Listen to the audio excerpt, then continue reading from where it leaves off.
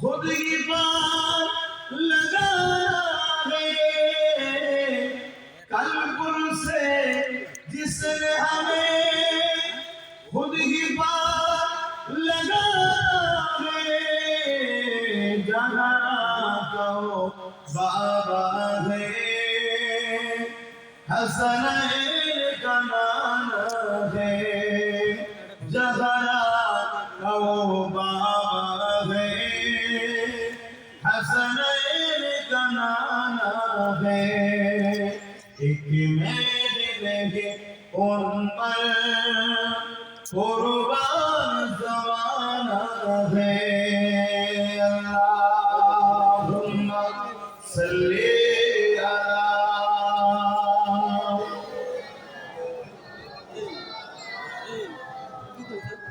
वला आली কতক্ষণ লাগে তোর? লা ইলাহা ইল্লাল্লাহ লা ইলাহা এতক্ষণ লাগে?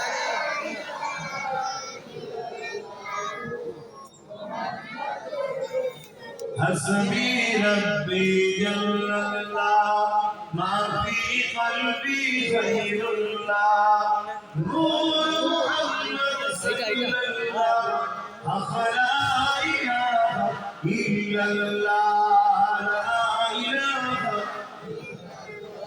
ला इलाहा इल्लल्लाह ला इलाहा মিক্সার কি করব?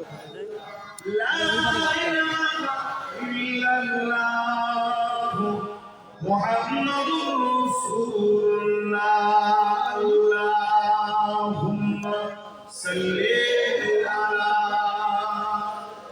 سيدنا مولانا محمد وعلى آله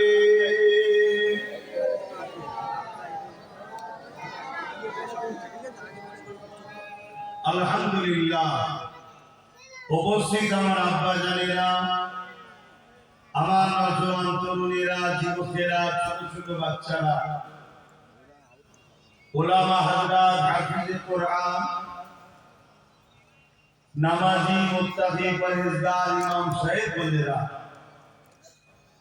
দূর দূরান্তে অবস্থিত আমাদেরই সকলের মা ও বোনেরা, আজ আমরা একটা দ্বীনি মাহফিলের আয়োজন করেছি। সেই মাহফিলে আমরা এলাকার কিছু বাপ ভাই এবং দূর দূরান্তে পর্দার আড়ালে আমার আম্মা বোনেরা আমরা ঐক্যবদ্ধ সমবেত হয়েছি। উদ্দেশ্য আল্লাহ ও রাসূলকে রাজি খুশি করা। জোরে বলুন সুবহানাল্লাহ। আল্লাহ যেন আমাদের উপরে রাজি ও খুশি হয়ে যান, বলুন আল্লাহুম্মা আমিন। মনে রাখবেন, এই পৃথিবীতে হাজারো ধর্ম আছে। যে যা ধর্ম, যার যেটা পছন্দ, যার যেটা আস্থা, যার যেটা ভক্তি, যার যেটা ইচ্ছা, তার কাছে। এতে আমাদের পক্ষে বিপক্ষে কোনো কথা বলার ইন্টারেস্ট না। তবে আমাদের ধর্মের নাম হল ইসলাম। ইসলাম নামক এই ধর্মটা দুটো দিক আছে। একটা হলো তা'মুরুনা বিল মারুফ ওয়া তানহাউনা আনিল মুনকার। অন্যায়কে মিটাও, ন্যায়কে প্রতিষ্ঠিত করো। এই দুটো দিক ইসলামের। একটা দিক হচ্ছে ভালো কাজ করো, আরেকটা দিক হচ্ছে অন্যায়কে মিটাও। কেউ যদি শুধু ভালো কাজ করে, অন্যায় এসে চুপ থেকে অন্যায় থেকে পাশ কাটিয়ে চলে যায়, আমি তো করিনি রে বাবা, সে কিন্তু ইসলামের একটা পার্টকে মানে আরেকটা পার্টকে মানলো না। এই দুটো পার্ট ইসলাম।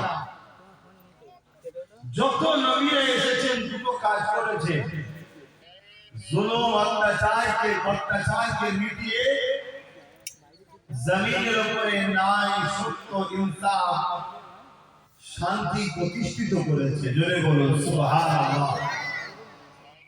তাহলে নামাজটা কি, রোজাটা কি, হজটা কি?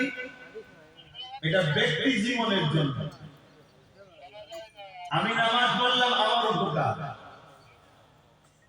কেউ যদি না পড়ে তার উপকার হলো না। কিন্তু সমাজ থেকে যদি দুর্নীতিকে, চুরিকে, জুলুমকে বন্ধ করা হয়, তাহলে পুরো সমাজ, মানুষ, জাতি নিরাপদ। ইসলাম যেমন ব্যক্তি জীবনের কল্যাণের কথা বলেছে, সমাজ জীবনের কল্যাণের কথা বলেছে, টোটাল কমপ্লিট জীবন ব্যবস্থা ইসলাম শিখিয়েছে। আমাদের নবী হযরত মুহাম্মদ আরবি সাল্লাল্লাহু আলাইহি ওয়াসাল্লাম তিনি এসে এই জমিনের উপরে 11টা বছর ধরে এই জমিনের অন্যায়, অত্যাচার, জুলুম, সন্ত্রাস, পাপাচার, মিথ্যাচার, খুন খারাপি, নেশা, যত অসভ্যতা ছিল সবকে বন্ধ করেছে। এই বন্ধ করতে গিয়ে রাসূল পাক সাল্লাল্লাহু আলাইহি ওয়াসাল্লামের উপরে হাজারো জুলুম হয়েছে। আল্লাহ নবীর বিরুদ্ধে জালিমরা ঝাঁপিয়ে পড়েছে। আমার রাসূল পাক সাল্লাল্লাহু আলাইহি ওয়াসাল্লাম রক্তাক্ত হয়েছে। আমার নবী পাক সাল্লাল্লাহু আলাইহি ওয়াসাল্লামের দন্দা মুবারক শহীদ হয়েছে। আমার নবী পাকের প্রিয় সাহাবা হুজুররা শহীদ হয়ে গেছে। আমার নবী পাক সাল্লাল্লাহু আলাইহি ওয়াসাল্লাম এত জুলুম, এত অত্যাচার, এত কষ্ট সহ্য করেও হুজুর ন্যায়ের পক্ষে, সত্যের পক্ষে, ইনসাফের পক্ষে, গরিবের পক্ষে, এতিমের পক্ষে, বিধবার পক্ষে, মুসলিমের পক্ষে, মানবতার পক্ষে, ভালোবাসার পক্ষে, ঐক্যের পক্ষে, একতার পক্ষে, খোদার পক্ষে রাসূল পাক সাল্লাল্লাহু আলাইহি ওয়াসাল্লাম লড়াই দাঁড়িয়েছে। আর জুলুমের বিরুদ্ধে, অন্যায়ের বিরুদ্ধে, মিথ্যার বিরুদ্ধে, সন্ত্রাসের বিরুদ্ধে, জঙ্গিবাদের বিরুদ্ধে, নেশার বিরুদ্ধে, চরিত্রহীনতার বিরুদ্ধে, সন্ত্রাসের বিরুদ্ধে আল্লাহ নবী লড়াই করে গেছে। জোরে বলুন সুবহানাল্লাহ। আমরা উম্মতে মুহাম্মাদি দাবি করি, আমরা আল্লাহর দাস দাসী, নবীর গোলাম। আমার কলমে কিছু এমনও ভাই আছে নবীর গোলাম বললে সেটাও বোঝে না, বলে তাহলে আমরা আল্লাহর গোলাম নয়, আমরা আল্লাহর দাস দাসী। পুরুষরা হলো দাস, নারীরা হলো দাসী, বান্দা বান্দি আমরা, নবী উম্মত, নবীর গোলাম আমরা। কথা বুঝে আসছে? তা আমাদের রাসূল অন্যায়ের পক্ষে ছিল না বিরুদ্ধে ছিল? আমাদের রাসূল জুলুমের পক্ষে ছিল না বিরুদ্ধে ছিল? আমাদের রাসূল গরীব, দুঃখী, অসহায় মানুষের পক্ষে ছিল না বিরুদ্ধে ছিল? জোরে বলো। আজ নামাজ যেমন ব্যক্তি জীবনের জন্য পড়ব, ঠিক তেমন সমাজ জীবনের জন্য আমরা গরীবের পক্ষে থাকবো, এতিমের পক্ষে থাকবো, বিধবার পক্ষে থাকবো, মুসলিমের পক্ষে থাকবো, দুঃখীদের পক্ষে থাকবো, সন্ত্রাসের বিরুদ্ধে থাকবো, অত্যাচারীদের বিরুদ্ধে থাকবো, ফ্যাসিস্টদের বিরুদ্ধে থাকবো, চোরেদের বিরুদ্ধে থাকবো। তবেই তো কিয়ামতের দিন বলতে পারবো, হুজুর আমি আপনাকে ফলো করতাম, আমি আপনার উম্মত। তবেই তো নবীর শাফাআতের আশা করব। আর সমাজ ইসলামকে মিটাবার জন্য উঠে পড়ে লেগেছে। যত নেশা বাড়বে জানবে ইসলাম মিটানোর ষড়যন্ত্র হচ্ছে। ইসলাম নেশার বিরুদ্ধে। আমার কথা বুঝছেন তো নাকি? তাহলে যারা নেশাকে প্রমোট করে তারা ইসলামের পক্ষে না বিরুদ্ধে? এটা আওয়াজ দেবেন ভাই। তাহলে আমরা যদি তাদের পক্ষে দাঁড়াই তাহলে আমরা কি ইসলামের পক্ষে না বিরুদ্ধে? যদি আমরা নেশাকে যারা প্রমোট করছে, নেশাকে যারা প্রতিষ্ঠিত করছে, যারা যুব সমাজের ভবিষ্যৎকে নষ্ট করে নেশায় আসক্ত করছে, এদের ভবিষ্যৎকে ধ্বংস করছে, এরা ইসলামের বন্ধুরা দুশমন।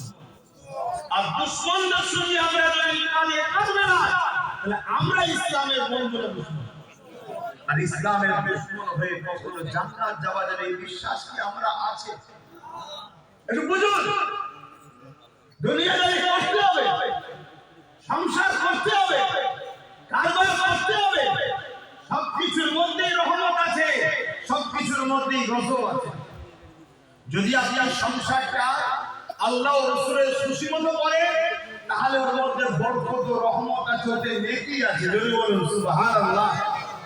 আর আপনি যদি সংসারটা দুনিয়ার অত্যাচারী জালিম সমাজ বিরোধীদের মতো করে, তাহলে ওই সংসার আপনার জন্য দুনিয়ায় অভিশাপ হবে। আপনি ব্যবসা করছেন, কারবার করছেন, হালাল ইনকাম করার জন্য রাসূলের সুন্নাত অনুযায়ী আল্লাহর হুকুম অনুযায়ী করছেন, ওর মধ্যে নেকি আছে। জোরে বলুন সুবহানাল্লাহ। কিন্তু ওই কারবার যদি আপনি ধোঁকা, প্রতারণা, চিনিবাজি করে, মানুষকে ঠকিয়ে করে, হারাম দ্রব্য নিয়ে করেন, তাহলে তার মধ্যে আপনার দুনিয়াতেও ধ্বংস, পরকালেও ধ্বংস। থামস আপ কখনো গ্লাসে ঢেলেছেন? বলুন, গেজার মতো ওঠে, কিন্তু একটু পরে কি হয়? একেবারে নিচে। এই দুনিয়ায় প্রত্যেকটা অন্যায় জুলুম দ্রুত ওঠে ঠিকই, কিন্তু দিনের শেষে তারা মিটে যাবে। একটা জুলুমের নাম বলুন যে যারা দুনিয়াতে আজও নামতে নিয়ে রয়েছে, কিন্তু প্রত্যেকটা নাই করা সত্যবাদী মানবপ্রেমিক যারা, তারা হাজার হাজার বছর ধরে আজও মানুষের হৃদয়ে জিন্দা আছে। জোরে বলুন সুবহানাল্লাহ। দুটো রাস্তা, একটা রহমানের, একটা শয়তানের। রহমানের রাস্তায় যখন বান্দাবান্দি চলে, শুরুটা বড় কষ্ট হয়। শুনছেন? কাঁটার উপর দিয়ে, আগুনের উপর দিয়ে, বিপদের উপরে, জুলুমের উপরে, অত্যাচারের বিরুদ্ধে, শুনছেন তো নাকি?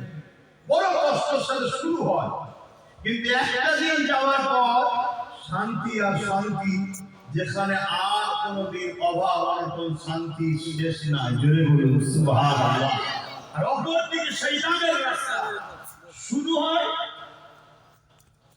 আনন্দ দিয়ে, মজা দিয়ে, ফুর্তি দিয়ে, লুট দিয়ে, বড় বড় সব গাড়ি বাড়ি দিয়ে, কিন্তু কিছুদিন পরে এমন ভাবে পতন হয় যে পতন মানুষের জন্য ইতিহাস হয়ে যায়। শিক্ষিত ছেলে, ভদ্র ছেলে, বুদ্ধি জ্ঞান আছে, একটু বুঝে বুঝে চলতে হবে। এই যে বসে আছেন আপনারা, সূর্য ডুবতে এখনো বাকি আছে, এর আগে আপনারা আমার জিন্দেগিটা ডুবে যেতে পারে না পারে। এই সামান্য জিন্দেগির জন্য আল্লাহকে নারাজ করবেন না, নবীকে নারাজ করবেন না, আখিরাতের কথা একটু ভাববেন। কেন আমার রাসূল অনেক কষ্ট করে এই জমিন থেকে নেশাকে বন্ধ করেছে, আর আজকে নেশাকে হুকুমতের পক্ষ থেকে প্রমোট করা হচ্ছে। নেশা, আমার রাসূল এই জমিনের উপরে সুদকে বন্ধ করেছে, আজকে জমিনের উপরে সুদ প্রমোট করা হচ্ছে, আর সেই সুদের আসক্ত উম্মতে মুহাম্মাদি হয়ে যাচ্ছে। আমার নবী এই জমিনের উপরে ঘুষকে বন্ধ করেছে, আর আজকে সেই ঘুষ ছাড়া বলুন এক কদম চলা যাচ্ছে। এই ঘুষটা সিস্টেম চালাচ্ছে কারা? যারা চালাচ্ছে তারা ইসলামের পক্ষে না বিরুদ্ধে। অতএব এই ঘুষের সিস্টেমকে বন্ধ করা, এটা উম্মতে মুহাম্মাদি ঈমানি দায়িত্ব আছে না? নামাজ দায়িত্ব, ঘুষকে বন্ধ করা দায়িত্ব। কেন নামাজ পড়ো মানুষ নিরাপদে থাকবে না যদি সমাজে ঘুষ চলে। ঘুষ যে দেয় সে যেমন পাপী, ঘুষ যে নেয় সেও পাপী। সমাজে যদি ঘুষের বিরুদ্ধে কথা না বলা হয় সেও পাপী। এটা ইসলাম। আজকে বলুন, আমি হুজুর ঘুষের বিরুদ্ধে বলবো না, বলবো, কিন্তু বলতে গেলেই সমাজ বলছে হুজুর আপনি রাজনীতি করছেন। আপনি যেটা রাজনীতি মনে করেন ওটা আমার ধর্মীয় কাজ, ওটা করলে আমার নেকি হয়। জোরে বলুন সুবহানাল্লাহ। আপনি ভাষা দিয়েছেন রাজনীতি, ওটা আপনার ভাষা। আমার কাছে দেশকে সেবা করা আমার একটা ধর্মীয় কাজ, এতে আমার নেকিও হয়। জোরে বলুন সুবহানাল্লাহ। আপনার কাছে অমুসলিমদের আমার কাছে অমুসলিমদের সেবা করা, ভালোবাসা, তাদের মুখে খাবার করে দেওয়ার ব্যবস্থা করা, এটা আমার কাছে ধর্মীয় কাজ, যেন আমার নবী করেছে, তাই আমার কাছে এটা নেকি হয়। জোরে বলুন সুবহানাল্লাহ। আপনি কোন ভাষায় নেবেন ওটা আপনার ব্যক্তিগত ব্যাপার, কিন্তু আমার ইসলাম যেটা করতে বলেছে আমরা সেটা করব। ঠিক না বেটা? জুলুমের বিরুদ্ধে করা, চোরের বিরোধী, খুনের বিরোধী, ডাকাতির বিরোধী, প্রতারণাকারী, চিটিংবাজের বিরোধী করা আপনি মনে করছেন রাজনীতি, কিন্তু আমার কাছে এটা রাসূলের সুন্নাতের নেকি হবে। জোরে বলুন সুবহানাল্লাহ। আমাদের ফ্যাসিলিটি দুটো, এক ইমানদার হওয়ার জন্য আমি যখন ভালো কাজ করব তার জন্য নেকিও পাবো, দুনিয়াতেও সম্মান পাবো। জোরে বলুন সুবহানাল্লাহ। বাবেরা জওয়ানেরা মন দিয়ে শুনবে, আর আজই কান্না চলে যেতে সবাইকে হবে। আল্লাহকে ভয় করে, নবী পাককে ভালোবাসে, আর দুনিয়া জুড়ে চারিদিকে তাকিয়ে দেখে ইসলাম মুসলমানকে সবাই টার্গেট করেছে। প্যালেস্টাইনে আমাদেরকে মেরে শেষ করে দিচ্ছে, সুদানে আমাদেরকে মেরে শেষ করে দিচ্ছে, পুরো দুনিয়া জুড়ে আমাদের উপরে জুলুম অত্যাচার হতে লেগেছে। আমার দেশ হিন্দুস্তানের বুকে তো উত্তর প্রদেশ থেকে নিয়ে গুজরাট থেকে নিয়ে পুরো দেশ আমার বাংলা তো নিরাপদ নয়। সব জায়গাতে একটাই কথা, ইসলাম ও মুসলমানদেরকে মেরে ফেলার পরিকল্পনা। এমনকি অবাক হয়ে যাবে, আমার বাংলার কলিকাতা তো প্রকাশ মিছিলে বলা হচ্ছে ইসলাম মুক্ত ভারত চায়, ইসলাম মুক্ত বাংলা চায়। আপনি মসজিদে বসে তসবিহ পড়ছেন, আল্লাহ আল্লাহ আল্লাহ আল্লাহ, আর এদিকে বলছে ইসলাম মুক্ত বাংলা চায়। আপনি বলছেন ওদিকে আমি ও দেখার আমার দরকার নেই। আপনি কি ভাবছেন আল্লাহ আল্লাহ বলে ভালোবাসার নাম এটা? কি গো, ভালোবাসার নাম এটা? আমি ভালোবাসবো আপনাকে, কিন্তু বাপ হন আপনি আমার, ঠিক আছে, কিন্তু কখনো এক গ্লাস পানিও দেবো না। বাপেরা বলেন ভালোবাসাটা, ছেলে হিসেবে বাপকে ভালোবাসি বলছি, কিন্তু বাপ বিপদে বললে ছেলে দরজা বন্ধ করে রেখে দিয়েছে, বাপের কাছেও যাবে না, বেরোতেও যাবে না। এটা কি ভালোবাসা? যেমন মসজিদে যেতে হবে, আল্লাহকে ডাকতে হবে, সিজদা দিতে হবে, তাসবিহ পড়তে হবে, তেমন এই সন্তানদের বিরুদ্ধে কথা বলতে হবে, কেন আমি ইসলামকে ভালোবাসি। বাবেরা রাজন তরুণেরা, আল্লাহ নবী জানিয়ে দিলেন একটা সময় আসবে আমার উম্মত-উম্মতীরা প্রচুর মার খাবে। সাহাবারা বলতে লাগলেন, ইয়া রাসূলুল্লাহ, হাবিবাল্লাহ, আমার ভাইয়ের সংখ্যা কি কম হয়ে যাবে? আল্লাহ নবী বললেন, না, সংখ্যা কম হবে না। এবং কিভাবে মার খাবে আমার উম্মতেরা, আল্লাহ নবী সেটাও জানিয়েছে। যেমন ক্ষুধার্ত পশুরা খাবারের থালের উপরে ঝাঁপিয়ে পড়ে, আমার উম্মতের উপরে একটা দিন আসে জালিম অত্যাচারীরা তাদের উপরে ঝাঁপিয়ে পড়বে। রাসূলুল্লাহর এই কথাটা বাস্তবে আজকে মিলছে না মেলে?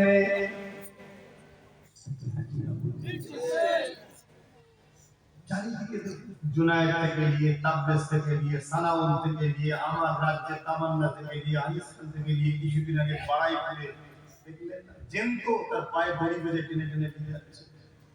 চারিদিকে হচ্ছে না? রাসূল বললেন একটা দিন আসবে আমার উম্মতরা প্রচুর মার খাবে। সাহাবা উম্মতরা জিজ্ঞেস করলেন কারণ কি? তাদের সংখ্যা কম হবে। আল্লাহ নবী বললেন, না, সংখ্যা কম নয়, সংখ্যা কম নয়। রাসূলুল্লাহ যে বলেছে সংখ্যা কম নয়, তাহলে আপনাদের কি মনে হয় আমাদের সংখ্যা কি কম? জোরে বলছেন না?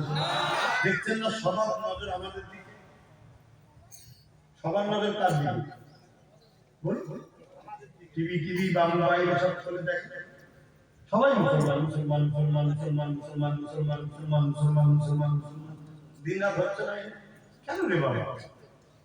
আমরা তো কোনো রুলে নেই, আমরা তো কোনো ভূমিকাতে নেই, তারপরে আমাদের এত চর্চা কেন? কখনো ভেবেছেন? কেন আল্লাহ আমাদেরকে এমন নিয়ামত করেছে, আমরা যার পাল্লায় পড়বো তার তকবীর করি। কথা বুঝছেন তো নাকি? কিন্তু দুঃখের বিষয় আমরা নিজেদেরকে চিনতে না পারার দরুন সবাই আমাদেরকে শুধু চুষেছে, মজা নিয়েছে, ভোগ করেছে, ব্যবহার করেছে, কিন্তু আমাদের বেঁচে থাকা দৈনন্দিন প্রয়োজনের কথা কেউ জোরে বলে। সাহাবাহুরা বললেন তাহলে ইয়া রাসূলুল্লাহ হাবিবাল্লাহ, সংখ্যা যখন কম হবে না তাহলে কেন মার খাবে? আল্লাহ জানিয়ে দিলেন আমার সাহাবারা, মার খাবে প্রথম নম্বর কারণ হলো আমার উম্মতের মধ্যে আল্লাহ পাকের ভয় উঠে যাবে, আল্লাহ পাকের ভয় মিটে যাবে। যারা আল্লাহকে ভয় করবে না, দুনিয়ার তাবলীগ শক্তিকে ভয় করবে, মৃত্যুকে তারা ভয় করবে, এই জন্য তারা মার খাবে। তাহলে প্রথম নম্বর মার খাওয়ার কারণটা কি বলো? আজকে আমাদের হৃদয় থেকে আল্লাহর ভয় উঠে গেছে না যায়নি? এ মুসলমান যেভাবে বিজেপিকে ভয় করে, যে একদিন আল্লাহকে ভয় করতে না বলি, আমার কথা কি খারাপ হয়েছে? আর এইটা আমি আপনি যতটা না বুঝি, আমাদেরকে যারা লুটতে চায় তারা কিন্তু খুব ভালোভাবে বুঝে। তাই দিনের শেষে সবকিছু যখন ফেল হয়ে যায় অস্ত্র, এসে ওই অস্ত্রটাকে ব্যবহার করে। কি করে না করে না? আরে হ্যাঁ কি না বলবেন, ওই অস্ত্রটাই ব্যবহার করে। অথচ আমাদের পূর্বপুরুষরা ফেরাউনকে ভয় করে না, নমরুদকে ভয় করে না, তারা চ্যালেঞ্জ সামনাসামনি মোকাবেলা করেছে। চেঙ্গিস খান নাম শুনেছেন? চেঙ্গিস খান একটা আতঙ্কের নাম। এমন কোন এলাকা নাই যে এলাকাকে চেঙ্গিস খান দখল করে ভালো রেখেছে, সুস্থ রেখেছে। বাগদাদের জমিনে একদিন চেঙ্গিস খান হামলা করলো। বাগদাদের মাদ্রাসা লাইব্রেরিতে আগুন ধরিয়ে দিল, মাদ্রাসাগুলোতে সব আগুন ধরিয়ে দিল। তাহলে আজও মাদ্রাসার উপরে হামলা হচ্ছে না হয়নি? সেদিনও হয়েছে না হয়নি? সেদিন চেঙ্গিস খান করেছে, আজকে চেঙ্গিস খানের উত্তরসূরি আমাদের বিরোধী করছে। কি মাদ্রাসার উপর আঘাত করছে না করে? সে এক লাইনের লোককে বাবা, একই ক্যাটাগরি। সেদিন আমাদের পূর্বপুরুষদের পরীক্ষার জন্য চেঙ্গিস খানকে আল্লাহ পাঠিয়েছিল, এখন আমাদের ইমানের পরীক্ষার জন্য নদীতে পাঠিয়েছে। শুনছেন তো? এবার আমরা যদি আল্লাহকে ভয় করি, তাহলে এর ভয় দেখানোতে ভয় পেলে হবে না, ঐক্যবদ্ধ হয়ে এর মোকাবেলা করতে হবে। কথা শুনছেন তো নাকি? তো ভাইরা আমার, ওই চেঙ্গিস খান তখন কি করলো? 300 আলেমকে তিনটে কাতার, ভালো করে শুনুন, তিনটে কাতারে 100 করে ভাগ করেছে। কেন এত জুলুম করছে, এত অত্যাচার করছে, তারপরও মুসলমানদের মধ্যে কোনো ভয়ের ছাপ নেই। এই যে ভয়ের ছাপ নেই বলেই চেঙ্গিস খান রেগে গেছে। আরো চেঙ্গিস খান চেয়েছিল আমি তো হত্যা করব, কিন্তু মুসলমান বললেন আমার কাছে একটু ভিক্ষা চাই, বাঁচাও বাঁচাও, আমার পা ধরে ধরে কাঁদাকাটি করে। যেমন আজকে অনেক মুসলমান করছে করেন। আরে সাধারণ মুসলমান তো দূরের কথা, ভালো ভালো ঘরের সব লোকেরা করা শুরু করেছে, হাতে পায়ে ধরাধরি করছে। দেখছেন না সোশ্যাল মিডিয়ায়? হাতে পায়ে ধরাধরি করে ফেলছে। আল্লাহ বাগান 300 বন্দী হয়ে গেল। 300 জনকে তিনটে কাতারে দাঁড় করিয়ে দেওয়া হলো। দাঁড় করিয়ে দেওয়ার পরে চেঙ্গিস খান তাদের মধ্যে একটা আতঙ্ক ভয় তৈরি করার চেষ্টা করলো। কেন আতঙ্ক ভয় তৈরি করতে লেগেছে? কেন চেঙ্গিস খান জানে এই জাতিকে মেটাতে গেলে এই জাতি অন্তর থেকে আল্লাহর ভয় বার করতে হবে। আল্লাহর ভয় যদি বার করতে না পারি, এই জাতিকে যতই তুমি অত্যাচার করো না কেন, এই জাতির মধ্যে থেকে অল্প কিছু জন যদি উঠে দাঁড়িয়ে যায়, তাহলে আমার মতো চেঙ্গিস খানের জমানা জব্দ হতে সময় লাগবে না। এই জন্য চেঙ্গিস খান আতঙ্ক তৈরি করার জন্য 300 মানুষকে 300 গোলামাকে তিনটে কাতারে দাঁড় করিয়ে দিয়েছে। চেঙ্গিস খান আল্লাহকে বলতে লেগেছে, প্রথম কাতারে 100 গোলামাকে ঘর থেকে কল্লা কোন আলাদা করে দাও। মন দিয়ে শোনো, মন দিয়ে শোনো।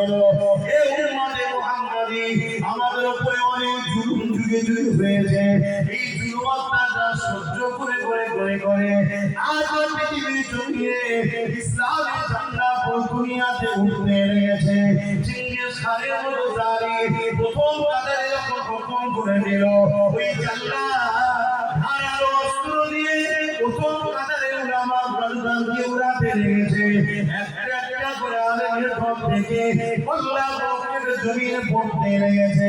ভেবে দেখো কত ভয়ানক বিষয়, কিন্তু একটা আলেমের মধ্যে কোনো মৃত্যুর ভয় ছায়া দেখতে পাইনি। ভাবছো আজ যখন আমরা বলি কোন বিষয়কে নিয়ে, বিষয় বলতে স্যারকে নিয়ে দিকে সয়ালকে যেন ভয় করে আত্মহত্যা করে ফেল না, সেটাকে আজকাল কিছু দালাল লোক সমাজে মিসইউজ করছে না, করে না। কেন? ভয় যদি আমরা খেয়ে যাই আমাদের দিকে, এই জন্যই উদ্দেশ্য বলা। কেন রাসূল বলেছেন উম্মত সেই দিন মার খাবে যেদিন উম্মত আল্লাহকে না ভয় করে দুনিয়ার তাগুতি শক্তি জালিম হুকুমতকে ভয় করে। এরা তো ভয় খাওয়াতে চাইছে, ভয় না খেলে আপনি গোলাম হবেন কেন? আপনি যখন ভয় করবেন আপনার দিমাগ তখন কাজ করবে না ভালো মন্দ, আপনি তাড়াহুড়ো করবেন কোথায় গেলে কি পাওয়া যাবে বল, কোথায় গেলে কি বাঁচা যাবে বল। আর ওই সুযোগটাই তো আপনাকে চাইছে বেঈমান বানাবার জন্য। আমি একজন ইসলামের প্রচারক হিসাবে আমার জাতি আমার কওমকে বোঝানোর একটা দায়িত্ব যে আল্লাহ ছাড়া কাউকে ভয় করবে না। আমার আল্লাহ আপনার ইবাদত করে পৃথিবীর কোন শক্তি আপনাকে মেটাতে পারবে না। আর পাশাপাশি যারা আল্লাহ দিনের দুশমন তাদের সঙ্গে যেন একসাথে দেখা না যায়, দল করবেন না একসাথে। মনে থাকবে তো নাকি? একটু হাসি না বলো, মনে থাকবে তো নাকি? আমার কথায় অসুবিধা পেয়েছেন আপনারা? হাত তুলে সাক্ষী দেন আমার কথায় একমত তো আপনারা? হাত লম্বা করে ধরে একমত তো? আর এই দুটো কথাকে মান্যতা দেন। যদি ভালোবাসে বিশ্বাস যদি না করেন তো এসে বেকার সময় নষ্ট করে কি লাভ? কাজ কাম নেই নাকি? যদি কাজ কাম নাও থাকে আমি জানি না, একটু বাগান করে গিয়ে বাগান টাগান ঘরের হাওয়া খান, মন ফিরে থাকবে। যদি বিশ্বাস না করেন, আর বিশ্বাস যদি করেন তাহলে কথাকে গুরুত্ব দেন। কারণ আপনার জন্য আপনার পরিবারের গার্জেন করছে, তাই তো নাকি? কিন্তু গার্জেনকে যদি আপনি গুরুত্ব না দেন, সে একটা সায়েন্সই যদি দিবার মন মানসিকতা না থাকে, তাহলে সেই গার্জেন আপনার জন্য কতদিন লড়বে? বলো কেউ পাশের লোক একটা কিছু বলে দিল, অন্য আপনার বাপের আপনার সন্দেহ শুরু করলে, ভাই আপনার সন্দেহ শুরু করলে, মায়ের আপনার সন্দেহ শুরু করলে, এটা কি এতদিন ভালোবাসা ছিল মনে হয়? একটা পাশের কেউ কিছু বললে একটা কথাতে এক মুহূর্তে আপনার মনের মধ্যে চিন্তা ঢুকে গেল, কথা মাথায় ঢুকছে না, ঢোকে না? এসব মুনাফিকি চলছে। ও মন দিয়ে শোনেন, যদি বিশ্বাস করেন এই ছেলেটাকে ভাইটাকে, তাহলে কথা বলো কেন? আর নাই বেকার সময় নষ্ট করে লাভ নেই। যেটা ভালো লাগে সেটা করুন। যা সবাই মিশতে মন যায় যা সব নির্বিধান, হিসাব লিবার মালিক আমি না, হিসাব আল্লাহর কাছে দেবেন। কিন্তু একজন দিনের দায়ী হিসাবে, প্রচারক হিসাবে, আপনার প্রিয় আওলাদ হিসাবে আপনার আমাকে যখন ভালোবেসে এনেছেন, আমার মুখের উপরে যখন বসেছে, আমার উচিত আপনাকে শিক্ষা দিয়া রব্বানা আতিনা ফিদ দুনিয়া হাসানাতাও ওয়া ফিল আখিরাতি হাসানা ওয়া কিনা আযাবান নার। আল্লাহ নিজে শেখাচ্ছে আমার কাছে দোয়াটা, রব্বানা হে আমাদের রব আতিনা ফিদ দুনিয়া, দুনিয়ার ভালাই দেন, ওয়া ফিল আখিরাতি হাসানা, আখিরাতের ভালাই দেন, ওয়া কিনা আযাবান নার, জাহান্নাম থেকে বাঁচান। তো জাহান্নাম থেকে বাঁচতে গেলে, আখিরাতের কল্যাণ পেতে গেলে, দুনিয়ার ভালাই পেতে গেলে যে রাস্তাগুলো দরকার ওগুলো তো আপনাকে শিখাবো, ঠিক তো নাকি? আমি আপনাকে বলবো যে সেদিন জিঙ্গিস খান ছিল আমাদের ইমান পরীক্ষার জন্য আল্লাহ তাকে পাঠিয়েছে। তার আগে ফেরাউন ছিল, নমরুদ ছিল, এজিদ ছিল। এরকম যুগে যুগে আমাদের ইমানের পরীক্ষার জন্য আল্লাহ পাঠিয়েছে। আজকের দিনে আল্লাহ আমাদের ইমানের পরীক্ষার জন্য ভারতের মুসলমান মোদীকে আল্লাহ পাঠিয়েছে। ও জালিম আমাদের ইমানের পরীক্ষা চলছে, কিন্তু এই ইমানের পরীক্ষা দিতে গিয়ে আমরা তো ভুল কদম পা ফেলছি। আমরা জানের বাঁচার জন্য ছুটছি, কিন্তু একবার ভাবছি আমার মসজিদ, আমার মাদ্রাসা, আমার কবরস্থান, আমার ঈদগাহ, আমার কোরআন, আমার নতুন প্রজন্মের বাচ্চাদের কি হবে, এটা কি ভাবার সময় আমরা পাচ্ছি? কি হাকি না বলেন? তার মানে এমন ভয় খাইয়ে দিয়েছে ভাবার সময়। তাহলে প্রথম কাতারে 100 আলেম ছিল, গর্দান ঘোরাচ্ছে, ওর মধ্যে থেকে একটা আলেম দ্বিতীয় কাতারে চলে গেছে। সিঙ্গিস খান দেখে কিছু বলেন, শুনছেন তো? দ্বিতীয় কাতারে আবার গর্দান ঘোরাতে বললো, ওই যে প্রথম কাতার থেকে যিনি এসেছিলেন তিনি দ্বিতীয় কাতার থেকে তৃতীয় কাতারে চলে গেছে। তৃতীয় কাতারে এসে সিঙ্গিস খান ওনার সামনে এসে দাঁড়িয়েছে, সামনে এসে দাঁড়িয়ে বলছে, এই উলামা, তিনি তো বয়স্ক আলেম ছিলেন, তুমি এবারে কোন কাতারে যাবে? প্রথম কাতার থেকে দ্বিতীয়, দ্বিতীয় থেকে তৃতীয় কাতার, এবারে তুমি কোন কাতারে যাবে? তোমাকে কে বাঁচাবে? এরকম একটা জায়গায় দাঁড়িয়ে থেকে ঈমান কাকে বলে শুনুন, আল্লাহকে ভালোবাসা কাকে বলে শুনুন, মুসলমান কাকে বলে শুনুন। এরকম একটা জায়গায় দাঁড়িয়ে থেকে এই বুজুর্গ আলেম বলছে, আমার আল্লাহ আছে। জোরে বলুন সুবহানাল্লাহ, আরো জোরে বলুন সুবহানাল্লাহ। আমরা বলতে পারছি?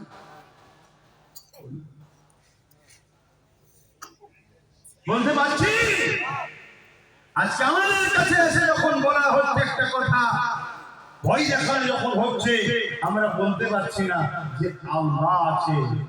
আমরা এক জালিমের ভয়ে আরেক জালিমের কোলে উঠব না, আমরা আল্লাহর উপরে ভরসা করে ন্যায়ের পক্ষে থাকবো, কিসমতে যা আছে সেটা হবে।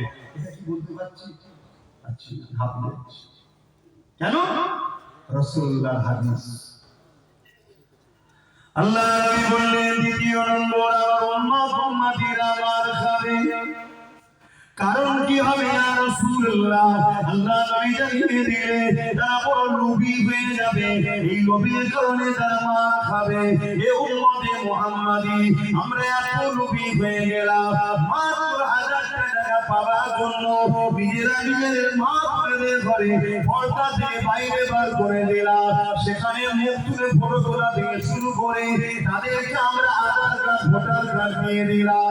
মুসলমানদের বিবাহের আগে যদি খাতুন নাম থাকে, বিবাহের পরে স্বাভাবিক বিধি হয়ে যায়, বা ইত্যাদি ইত্যাদি শামিল থাকে না, থাকে না।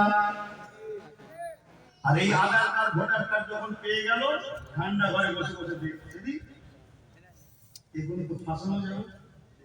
আজকে যত নাম বাদ যাচ্ছে দেখুন মহিলা মুসলমান বেশি, ঠিক না বেঠিক? তাহলে আমরা লোভে পড়ে বিপদে গেছি না যাই?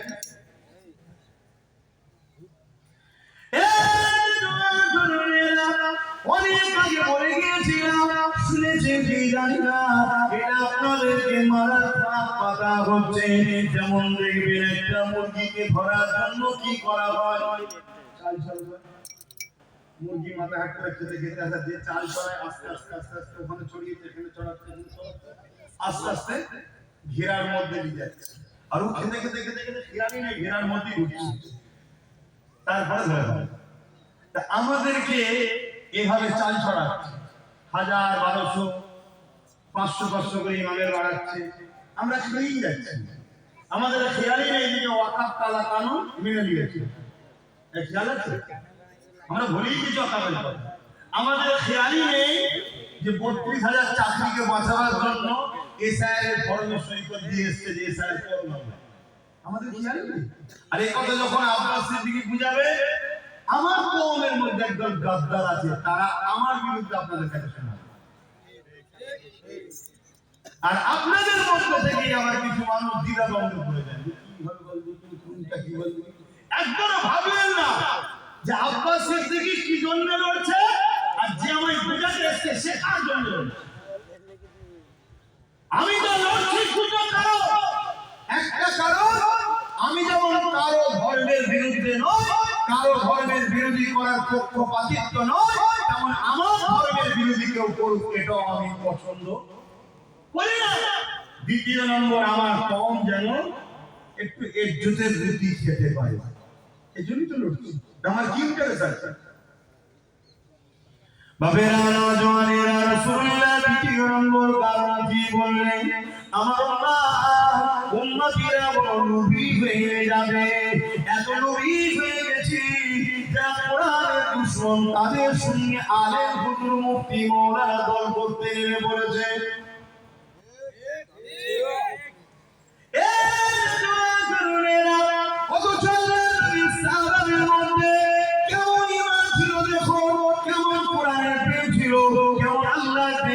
যেমন রাসূলুল্লাহ প্রেম ছিল, দেখো এই সময় আল্লাহ নবীর সাহাবা হুজুরদের মধ্যে থেকে এমন করে নবী পাক যখন ইন্তেকাল হয়ে যায়, দুনিয়া থেকে পর্দা নিয়ে চলে গেলেন। মুসাইলামাতুল কাজ্জাব নামে একটা ব্যক্তি, সে নিজেকে মিথ্যা নবী দাবি করে ফেললো। হযরত আবু বকর সিদ্দিক এইভাবে সাহাবা হুজুরদেরকে ডাক দিলেন, হে নবীর সাহাবারা, মুসাইলামাতুল কাজ্জাব সে নিজেকে মিথ্যা নবী দাবি করেছে, একদিকে খতমে নবুয়তের বিরোধী করেছে, অপরদিকে কোরআনের একটা আয়াতের বিরোধী করেছে। কোরআনের আয়াতটা কি?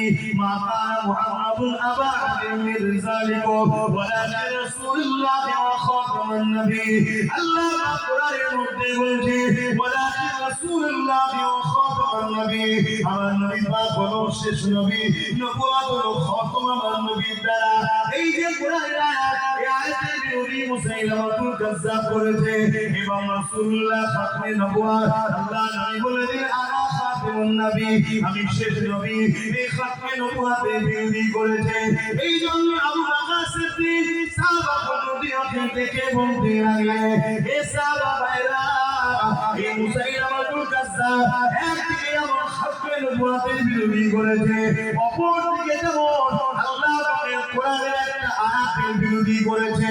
তোমরা কি ফয়সালা দিচ্ছ বলো? এ জীবন মন দিয়ে শোনো, মরণ তোমার একদিন না একদিন হবে। ওই কবরের জমিনে কোনো দাদা দিদিকে পাবে না, ওই ময়দানে মাশরে কোনো দাদা দিদিকে কাজে পাবে না। রিজিকের মালিক আল্লাহ, দুটো চোখ দিয়েছে আল্লাহ, দুটো পা দিয়েছে আল্লাহ, বিবেক বুদ্ধি দিয়েছে আল্লাহ, জ্ঞান দিয়েছে আল্লাহ। আল্লাহকে ভয় করো, দুনিয়াদারি করতে হবে, সংসার করো, ব্যবসা করো, রাজনীতি করো, রাষ্ট্রনীতি করো, যাই করো না কেন আল্লাহ দিনের সঙ্গে গাদ্দারি যেন না হয়ে যায়, আল্লাহ দিনের সঙ্গে দুশ্মনী যেন না হয়ে যায়, এটাকে মাথায় রেখে চলতে হবে। তাই আমাদের কি জানা, এই মুসাইলামাতুল কাজ্জাবের বিষয়ে কি করা যায়? হযরত আবু বকর সিদ্দিক সাহাবা হুজুরদেরকে জিজ্ঞাসা করলেন। হযরত আবু বকর সিদ্দিকের উত্তরে সাহাবা হুজুররা বললেন, হে আমিরুল মুমিনিন, আপনি এখন আমাদের খলিফা, আপনি যা বলবেন আমরা তাতে ঐকমত সহমত দেব। আপনি যা বলবেন। হযরত আবু বকর সিদ্দিক কি বলেছিল?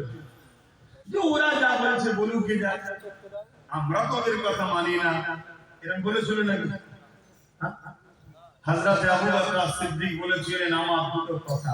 প্রথম কথা, আমি মুসাইলামাতুল কাজ্জাবকে ক্ষমা চাইতে বলবো, যে ভুল হয়ে গেছে, কথাকে উইথড্র করার কথা বলবো।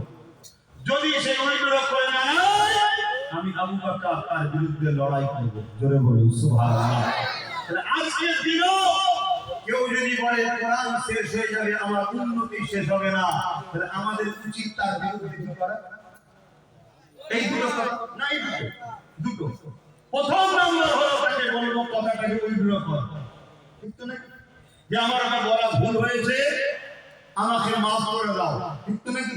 আর যদি সে উইথড্র করে না নেয়, যে কোরআনকে ভালোবাসে, যে সিদ্দিক আকবর রাসূলুল্লাহ এবং সাহাবীকে মানে, রাসূলকে মানে, দ্বীনকে মানে, তার দ্বিতীয় অবস্থান হলো এই কোরআনের দুশমনের বিরুদ্ধে লড়াই করতে হবে। এ ক্ষমা চেয়েছে, কথা বলুন, ক্ষমা চেয়েছে। আমি হাজারবার ওয়াজ করতে করতে বলেছিলাম ক্ষমা চাও, বলেছি না বলি? আজ প্রতিটা অলিতে গিয়ে বলেছে ক্ষমা চাও, পরিবর্তন হও, বলো যেমন ভুলে গেছে, তাহলে তোমার বিরুদ্ধে আপনার কোনোদিন বলবে না। ক্ষমা চাও, তুমি রাজনীতি করছো, রাজনীতি করবে না। তুমি কেন বললে কোরআন শেষ হয়ে যাবে, আমার উন্নতি শেষ হবে না? আরে তুমি বলে জাহান্নামে চলে যাবি, কোরআন থাকবে। সুবহানাল্লাহ।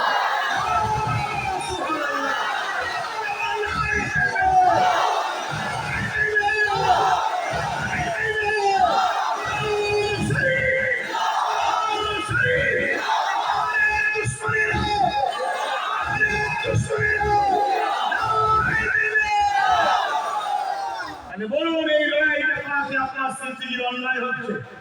জোরে বলো। আমি কিসের হুজুর? আমি কিসের বলিছে? আমি কিসের মুফতি? আমি কিসের বক্তা? আল্লাহ কোরআন মেনে যাবে যে বলবে তার সাথে আমি আমার সম্পর্ক রাখবো, তার সঙ্গে দল করবো, তাকে ভোট দিয়ে জিতাবো। আল্লাহ কোরআনের বিধান অনুযায়ী, নবীর দ্বীন অনুযায়ী ওই মুফতি মাওলানা বক্তা প্রকাশ্য বেঈমান ছাড়া অন্য কিচ্ছু নয়।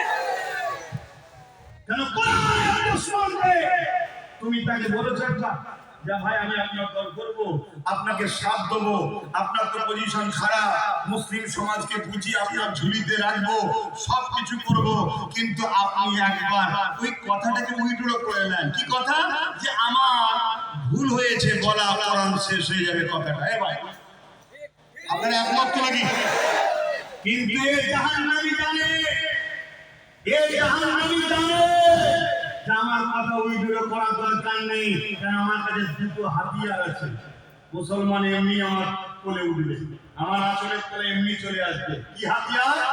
নাম্বার 1 হাতিয়ার হলো মুনাফিক উলামা আছে আমার সাথে। এই হাতিয়ার বলুন বলুন বলুন, মুনাফিক উলামা। আর নাম্বার 2 ওই উলামা দ্বারা পাড়ায় পাড়ায় ঘুরাবো, বিজেপি এসে যাবে। শুনছেন তো নাকি? এই দুটো ছাড়া 3 নম্বর কি আছে বলুন তো? দিকে মানুষ যাবে, 3 নম্বর কি আছে? কিন্তু আমি আপনাকে বলছি আল্লাহর উপরে ভরসা করুন, আল্লাহর উপরে ভরসা করুন। অন্য কোন জায়গার মুসলমান কি করবে জানি না, দেবঙ্গা মুসলমান 100% সিওর আছে করে। আপনারা শুনছেন তো? ভুল করবেন না, আর একটা নওশাদ সিদ্দিকী হয়ে যাবে, চিন্তার কোনো কারণ নেই। বুঝে বুঝে কাজ করা দরকার আছে না?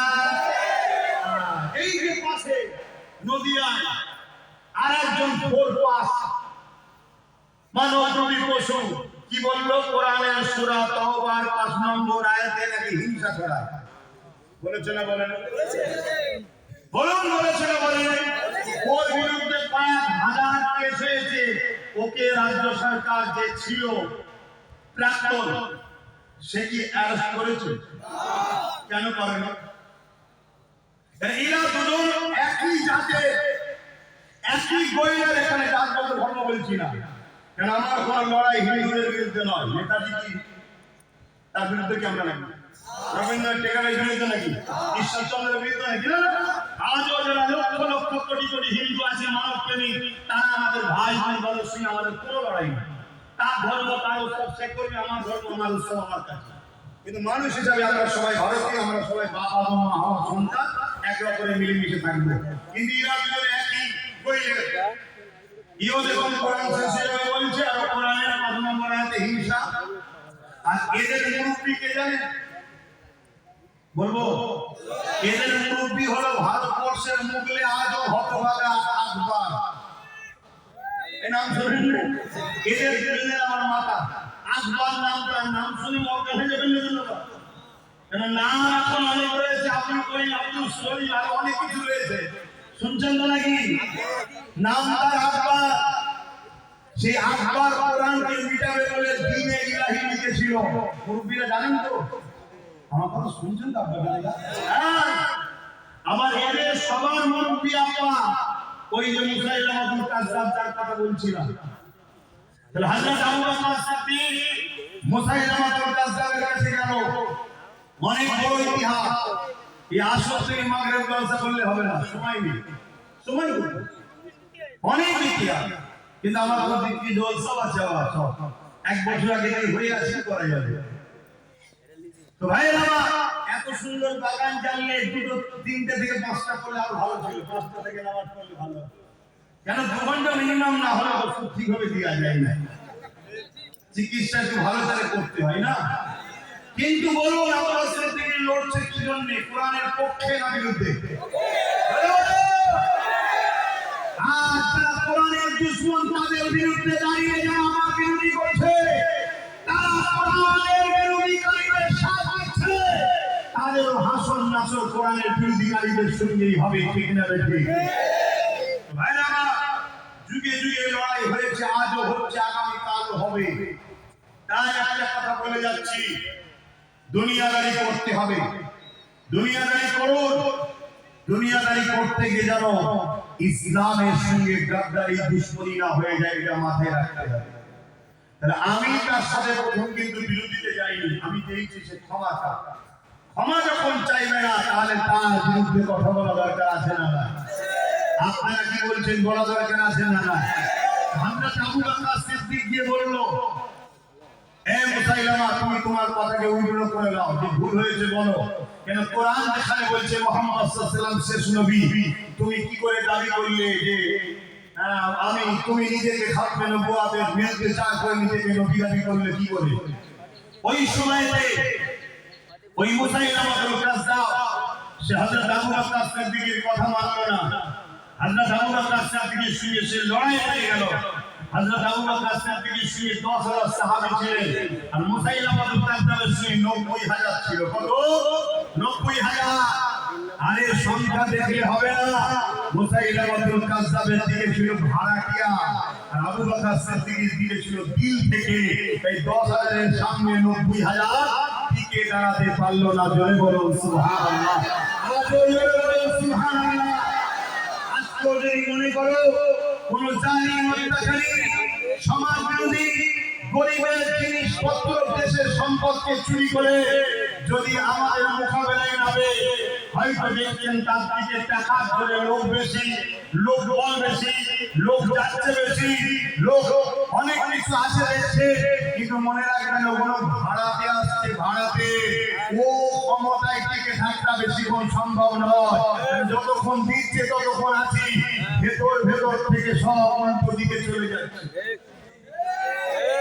হয়তো তোমার আমার কাছে চাল চুরি করার টাকা নেই, কিন্তু মনে রাখবে তোমার আমার হৃদয়ে একে অপরের জন্য ভালোবাসা আছে না না? যুগে যুগে আমরা এই ভালোবাসা দিয়ে বিজয় লাভ করেছি। জোরে বলুন সুবহানাল্লাহ। জিতার আগেই যদি লোক জিতার আগেই যদি চাল চুরি করে খায়, তাহলে জিতার পরে কি চুরি করবি? কথা মাথায় ঘুরছে না? ধরে নে, একটু পরিবর্তন হন, সাবধান হয়ে চলে। আমার কথা কষ্ট নিচ্ছে, হ্যাঁ কষ্ট নিচ্ছে। হাত ধরে সাক্ষী দেয়, আমার সঙ্গে সহমত করা। সহমত নাকি? হাত লম্বা করে চলে যাবে। সহমত নাকি? কষ্ট দিচ্ছে আপনাদের, কষ্ট দিচ্ছে আপনাদের। মনে রাখবে সব কিছু মেনে নেওয়া যেতে পারে। কেউ যদি বলে ওয়াকাফকে মিটিয়ে দেবো, মসজিদ মাদ্রাসা কবরস্থান ঈদগাহ শান্তিকে, আর তুমি যত বড় ফেরেশতা সেজে বলো আমি ভালো, কিন্তু তোমার নেতা নেতৃত্ব চোর, তোমার নেতা নেত্রী কবরস্থানের দুশমন, তোমার নেতা নেত্রী মসজিদের দুশমন, তোমার নেতা নেত্রী ওয়াকাফের দুশমন।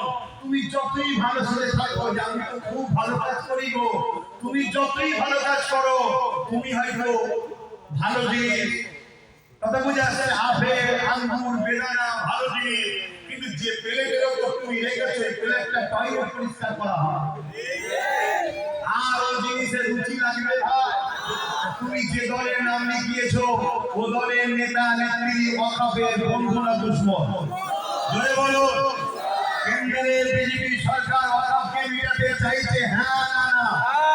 রাজ্য সরকার বিজেপির সঙ্গে সাথ দিয়েছে, হ্যাঁ কি না? তাহলে বলুন, যারা আমার মসজিদ মাদ্রাসা ওয়াকাফের দুশমন, তাদেরকে আমরা ভোট দিয়ে ইসলামের দুশমনকে শক্তিশালী করলে আমরা আল্লাহর কাছে মুখ দেখাতে পারবো। যদি জানতাম বিকল্প নেই আমার কথা, অপরদিকে একজন ব্যক্তি আসো আমার সাথ দাও, যে কিনা মসজিদ মাদ্রাসার দুশমন, আর একজন বলছে আমার সাথ দাও, যে কিনা মসজিদ মাদ্রাসা বাঁচাতে গিয়ে সুপ্রিম কোর্টে কেস চালাচ্ছে এখনো, এবং রাস্তায় নামার জন্য জালিমরা ধরে জেলে দিয়েছে। তাহলে বলো যে ওয়াকাফের দুশমন তার সাথে না ওয়াকাফের বন্ধু যে তার সাথে? ওয়াকাফের দুশমন কেন্দ্র সরকার, ওয়াকাফের দুশমন রাজ্য সরকার, ওয়াকাফের দুশমন ইরাক দুশমনি করেছে না করেনি? অপরদিকে ওই একটাই ছেলে নওশাদ সিদ্দিকী ওয়াকাফকে বাঁচাবার জন্য জেল খেটেছে না খাটেনি? ওয়াকাফকে বাঁচাবার জন্য সুপ্রিম কোর্টে কেস করেছে না করেনি? অতএব তার জন্য আমাদেরকে সহযোগিতা করা দরকার আছে না নাই? আরে যেই হোক মাথার উপরে তো আছে নৌসাদ, আর নৌসাদের মাথার উপরে তো আছে। কথা মাথায় ঢুকছে না, ঢোকে নেই? এবারে কারোর মধ্যে যাচ্ছে না তো হুজুর জলসে এখানে ডাইরেক্ট হয়ে যাচ্ছে না। এখন আর ডাইরেক্ট ইনডাইরেক্টের ব্যাপার নেই তো, সব তো হয়ে গেছে, মিশে গেছে তো। আগে বলতো হুজুর কেন রাজনীতির কথা বলবে, এখন হুজুর ক্যান্ডিডেট হয়ে গেছে। আগে বলতো মুফতি মাওলানা রাজনীতির কথা বলবে কেন, এখন মুফতি মাওলানা এসে নমস্কার করছে। সব জায়গায় ফেলেছে। সেই জায়গায় আব্বাস সিদ্দিকী মসজিদ মাদ্রাসা ওয়াকফকে বাঁচাবার জন্য কথা বলার অধিকার নেই। একটা মুফতি, একটা মাওলানা, একটা হুজুর যদি ইসলামের দুশমন মোদির গদি বাঁচাবার জন্য চিল্লায়, তাহলে আমি মসজিদ মাদ্রাসার জন্য একটা শক্তি করার জন্য চিল্লাতে পারি না? কি করছি? কথা মাথায় হচ্ছে। আর এই সময় একটু বেশি বলতে হচ্ছে কেন, এখন পরীক্ষা সামনে। এই সময় তো টিপস দিতে হবে, 2-4 হয়। মনে রাখবে, একটা ছিল পুরো বাংলাকে বুঝিয়ে দিয়েছে। আশা করা যাচ্ছে রিপোর্ট তো সব দেখছি বাবা, না মুদির মিটিং হলো হচ্ছে, না দিল্লি মিটিং হলো, সিয়াসিও লোক জড়ো করতে পারে না। আমার বিরিয়ানি পয়সা গাড়িতে ওই একটা, সেই ফেরাউন যেমন একটা ছেলের ভয় মেরেছে, এখানেও সেই একটার ভয়। আল্লাহ চাইলে তার সাথে যদি কয়েকটা হয়, লড়াই করার একটা জায়গা হবে না। এই বিশ্বাস আপনাদের আছে তো? একটুখানি বলুন আমার সাথে একমত, নওশাদের সাথ দেবেন তো? একদম ওপেন বলে দিলাম, একমত তো? আপনি বলুন, একদম ঠিক বলছে না? আপনাদের দিকে ক্যামেরা আছে না? আপনারা হাত তুলবেন কেন? আপনাদের দিকে ক্যামেরা। এরা কিচ্ছু পাবে না, রাষ্ট্রের গরিবের ঘর বানাবে। তোর যদি এতই সাহস, এতই বাহাদুরি, এতই পাওয়ার, তোর গ্রামের কথা বুঝছেন না? বলে ঘর না বাবা, তুই এই গরিব গরিবকে জুলুম করছিস কেন? গরিব হয়ে জুলুম করলে ফেরাউনের কাজ, নমরুদের কাজ, সাদ্দাদের কাজ। তো ভাই, সময় খুব কম, আফসোস লাগছে, বলা বলতে পারছি না। এতটুকু বলবো, আমার রাসূলুল্লাহর একটা হাদিস আপনাদেরকে শোনাবো, একটু শুনছে? আমার কথায় বেজার হচ্ছে? দুটো হাদিস বলে যাচ্ছি, মন দিয়ে শোনেন।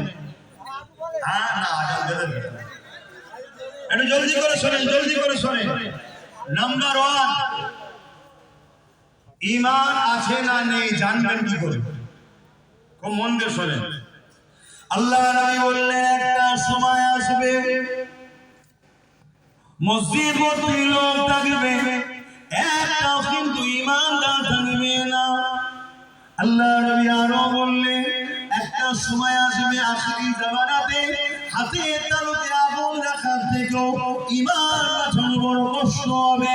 আল্লাহ নবী আর একটা হাদিসে বললেন, একটা সময় আসবে আখিরি জামানাতে আসমানের নিচে জমিনের উপরে সব থেকে নিকৃষ্ট হবে একদম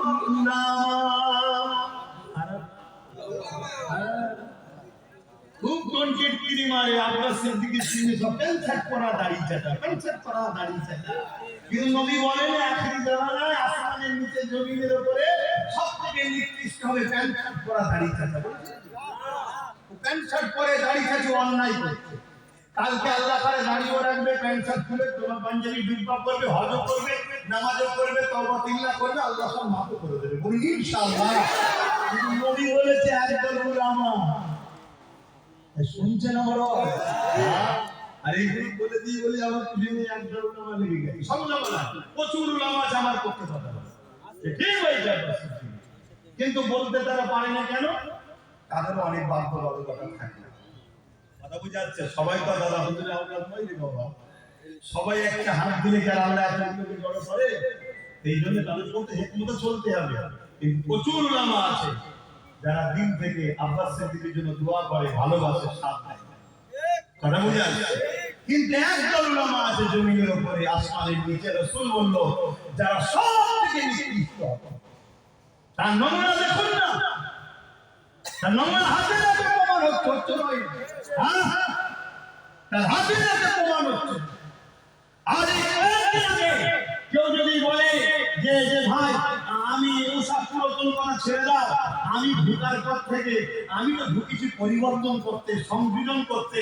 আরে সংযোজন সংশোধন আলহামদুলিল্লাহ অন্য কাতারে হয় না, আমাদের কাতারে হয়। তুমি একজনকে ঢুকিয়েছি, সেই দিন থেকে 5 ওয়াক্ত নামাজ পড়তেছে এখনো পর্যন্ত। কথা বুঝে আসছে না? বুঝতে পারছেন তো?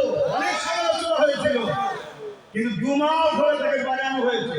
তারপরে তওবা তিল্লা করিয়ে ক্ষমা যাবে শুরু হয়েছে, করিয়ে আজকে ঢুকেছে। সেই দিন থেকে 5 ওয়াক্ত নামাজ পর্যন্ত ধরে গেছে। এটা ভালো লক্ষণ না খারাপ লক্ষণ? মানুষ যদি ভুল করে নিয়েছে ভালো করতে হতে নাকি? বাবা তুই রাজনীতি করছিস, কর, নামাজ ছেড়ে দিবি কেন? নামাজটাও পড়, ঠিক না বেটি? এই শিক্ষা তো আমাদের কাছে পাওয়া যায়। তুমি বলছো এই মুফতি সাহেব আমি গিয়ে সব ঠিক করব, পরিবর্তন করব। আমি হুজুর সাহেব আমি যে পরিবর্তন করব। তুমি তো পরিবর্তন দূরের কথা, একজন বলছে জাহান্নামে যাওয়াতে বললে জাহান্নামে যাও, আর তুমি আরেকটা দিকে বলছো জাহান্নামে লাফ মারবো, মানে আগুনে যাও। কথা বুঝতে পারলেন না? এর কি পরিবর্তন করতে পারবে মনে হয়? এটা তো নিজেরাই অপরিবর্তন হয়ে সঙ্গ দোষে খারাপ হয়ে যাচ্ছে। আরেকজন কি বলছে যে না আমি থাকলে অনেক পরিবর্তন হবে। আরে তুমি যাওয়ার পরে বক্তব্য দিচ্ছে কি যে মাদ্রা মসজিদে মসজিদে জুম্মার দিনে উস্কানিমূলক বক্তব্য যেন না দেওয়া হয়। আমার মসজিদে উস্কানিমূলক বক্তব্য দেওয়া হয়। আমার মসজিদকে অপমান করে হলো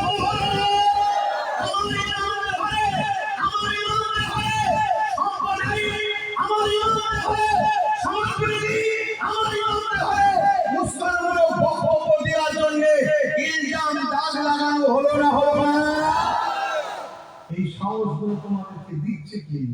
বলছে সাহস তো আমার হাতে রিমোট আছে। ওই মুনাফিক দালাল মার্কা উলামা আছে, দ্বিতীয় হচ্ছে বিজেপি আছে। বুঝছেন না? যেই দেখবেন অমনি ভাই বিজেপি হিন্দু পাড়ায় যে বলছে আমাদেরকে নিয়ে আসো, না সব মুসলমানরা পাকিস্তান করে দেবে। এই মুসলমানের পাড়ায় এসে কি বলছে ওরকম করো না, তাহলে বিজেপি সেটিংটা দেখেছো। আর দিনের শেষে আমার ছেলে পড়াশোনা নেই, চাকরি নেই, কর্ম নেই, স্কুল নেই, রুচি নেই, রুটি নেই, এটা তো নেই নেই। আবার আমার বোল্ডুজারদের মাদ্রাসা ভাঙা হচ্ছে, বোল্ডুজারদের ঈদগাহ ভাঙা হচ্ছে। আমি কি কথা বলছিলাম, ইমান আছে না নাই বুঝবেন কি করে? যে যার মতো বুঝবেন, আমার ইমান আছে না নাই বুঝবো কি করে? আপনার ইমান আছে না নাই আপনি বুঝবেন কি করে? রাসূলুল্লাহ বোঝার রাস্তা দেখাচ্ছে। একটু বলি, কেউ যদি অন্যায় করে আর তাকে যদি অন্যায়টা ধরিয়ে দেওয়া হয়, সে যদি সঙ্গে সঙ্গে অনুতপ্ত হয় যে হ্যাঁ আমি এটা ভুল করেছি, এটা অন্যায় হচ্ছে, আল্লাহ রাসূল বলছে সে গুনাহগার, কিন্তু তার মধ্যে ঈমান এখনো আছে। জোরে বলুন সুবহানাল্লাহ। দ্বিতীয় নম্বর কথা, ঈমান আছে না নাই বুঝবেন কি করে? আল্লাহ নবী বলতে 3টে খসলতের মধ্যে একটা বৈশিষ্ট্য, একটা খসলত যার মধ্যে আছে তার মধ্যে ঈমান আছে, আর যার মধ্যে এই 3টের মধ্যে কোনটা নেই তার মধ্যে ঈমান নেই। নাম্বার 1 কি? অন্যায় দেখলে হাত দিয়ে রুখবে। এই বৈশিষ্ট্য যার মধ্যে আছে তার মধ্যে 1 নম্বর ঈমান আছে। যদি হাত দিয়ে রুখতে না পারে, অন্যায় দেখলে মুখ দিয়ে প্রতিবাদ করবে, রাসূল বলছে তার মধ্যে ঈমান আছে, কিন্তু ঈমানটা দ্বিতীয় স্তরে। রাসূল বলছে 3 নম্বর, যদি হাত দিয়ে রুখতেও না পারে, মুখ দিয়ে প্রতিবাদ যদি করতে না পারে, কমসে কম অন্তর থেকে যদি ঘৃণা করে দূরে সরে যায়, রাসূল বলছে তারও ঈমান আছে, কিন্তু ঈমানটা সবথেকে দুর্বল, কিন্তু ঈমান আছে। কিন্তু কোন ব্যক্তি যদি অন্যায় দেখার পরে হাত দিয়েও রুখলো না, মুখ দিয়ে প্রতিবাদ করলো না, অন্তর থেকে ঘৃণা করে সরে গেল না, উপরন্ত তার সাথ দিল তার কি ঈমান আছে? তাহলে বলুন, যারা আমার অকাম মিটাতে চাইছে এদেরকে যদি আমরা সাথ দিই আমাদের ঈমান থাকবে? এটা কি জুলুম নয়? মসজিদ মাদ্রাসা করে এটা একই না বলেন। আরেকটা শেষ হাদিস মিসকাত শরীফের বলে যাচ্ছি, আল্লাহ নবী জানালে কোন মুসলমান যদি মন দিয়ে শুনতে ছিল, মন দিয়ে শোনো, খেটে খাও চেটে নাও, কষ্ট করো মেহনত করো। আজকে আমার বাড়ি থেকে এসেছে, হাত পেতেছে, আমি 200 টাকা কি 500 টাকা তাকে দিলাম। কালকে রাস্তায় যখন আমায় দেখবে, সে যদি সাইকেলে করে যাই নেমে যাবে। কিন্তু আমার বাড়ি থেকে এসেছে, আমি তাকে বললাম গাড়িটা ধুয়ে দে, গাড়িটা ধুয়ে দিল, আমি তাকে 500 টাকা দিলাম। কালকে কিন্তু সে আমাকে দেখে নত হবে না, কারণ মেহনত করেছি কি দিয়েছি। অতএব খেটে খাও চেটে নাও।